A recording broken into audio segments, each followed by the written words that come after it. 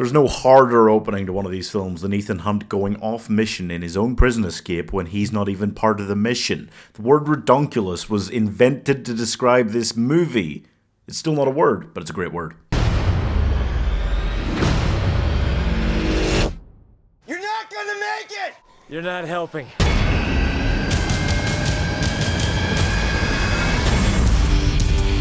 There are many theories as to why this just suddenly clicked. I mean, the first trilogy of Mission Impossible films are a pretty solid action trilogy in their own right, but it just leveled up. Tom Cruise decided he wanted to just die on camera somehow, so the stunts just got huge, the team became more relevant, and also Ethan Hunt just got quirky and weird and kooky. Like, he's just silly in this at times, and that, honestly, more than anything else, I think, is what just made it all come together so perfectly suddenly. Mission Impossible Ghost Protocol stars Tom Cruise, Simon Pegg, Jeremy Renner, and Paula Patton as Ethan's team of the week, except that something started to form here that turned it properly, this franchise, from being the Tom Cruise show into a actual team-based thing, and it's incredible. They escape from Russian jails, go searching for Russian nuclear launch codes, and destroy Russia on their way to... What did Russia do? I mean, a lot, but in 2011? It doesn't matter. Anyway, so they basically just go after a much more simple kind of MacGuffin here, nukes, which is honestly good for this series. Yeah, the last film before this one, Ethan himself didn't know what the thing he was going after was. So this is a nice change of pace, I think. That's got to be another thing that gives this proper stakes. Like, there's no random team member that gets murdered or a person they know that dies in the first act to set it up. It's Moscow just gets fucking wrecked, like. So guess what? Ethan then gets disavowed, yes. We prove that the IMF director job is still the most dangerous one since Defense Against the Dark Arts teacher at Hogwarts, and the team forms and has to go properly dark because the IMF is pretty much just straight up shut down.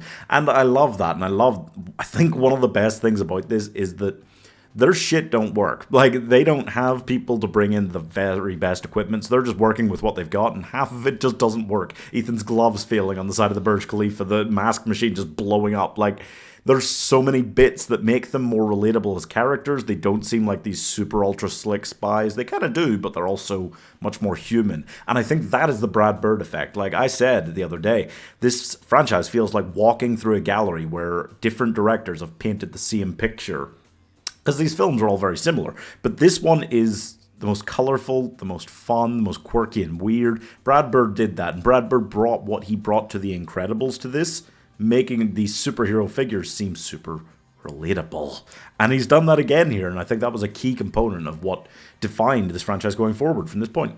I don't know what he's doing, and for some reason I'm helping him manage to sum up Benji's entire role for the next 5 films, and it's so pivotal, I think. Because Paula Patton didn't come back, Jeremy Renner came back for one more after this, but Simon Pegg, once he properly became a part of this, just finding comic relief for this kind of film that isn't an annoying character is breathtaking, and Simon Pegg does it so well. It's so important. Also, Tom Cruise, I feel like him running from the sandstorm, I feel like that's the moment where we go, oh, that's the Cruise run. Like, that's the moment it became his thing right now. Anyway, the Burj Khalifa sequence into the sandstorm, that whole middle part of the film, that set piece is just, oh, it's maybe the best one in the whole franchise. It is so good. It's so iconic in so many ways. It's so funny. Like, just Tom Cruise, like, looking at the glove as it starts not to work, yelling, no shit, at Jeremy Renner, bonking his head as he comes back in.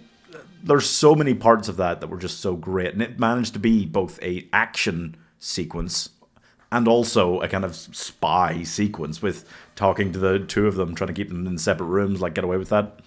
There's just so much about that worked so well. And I think the other thing that Brad Bird did so well in this film is made the mission seem impossible at times. Like Tom Cruise literally having to almost jump to his death down a parking garage just to grab the bomb and stop it in time. Like, just the little things that really made it seem like, oh my god, how are they going to pull this off? So much more than the previous films. The franchise up to this point had some great action, some good moments. I've been sitting here the last 3 days trying to defend those films.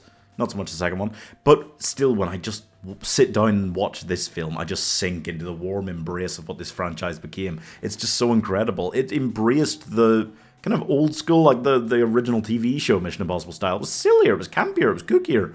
And Brad Bird was completely happy with it being that. Tom Cruise nailed everything about Ethan in this role. He felt like he was managing to tread the line between being this silly kooky guy who's just flying by the seat of his pants yet again, disavowed.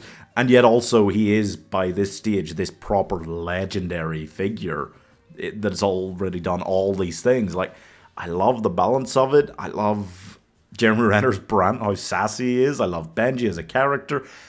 It just started to click in a way that I don't think anybody could have expected. This franchise was just suddenly going to be that good, but it is that good. So I'm giving Ghost Protocol Me maybe 4.5 stars. CIA break-in, the Vatican break-in, the Burj Khalifa sequence.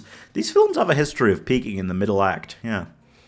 But when you do it right, when you set it up right, you can have the finale in a car park and still get away with it. How did they manage that?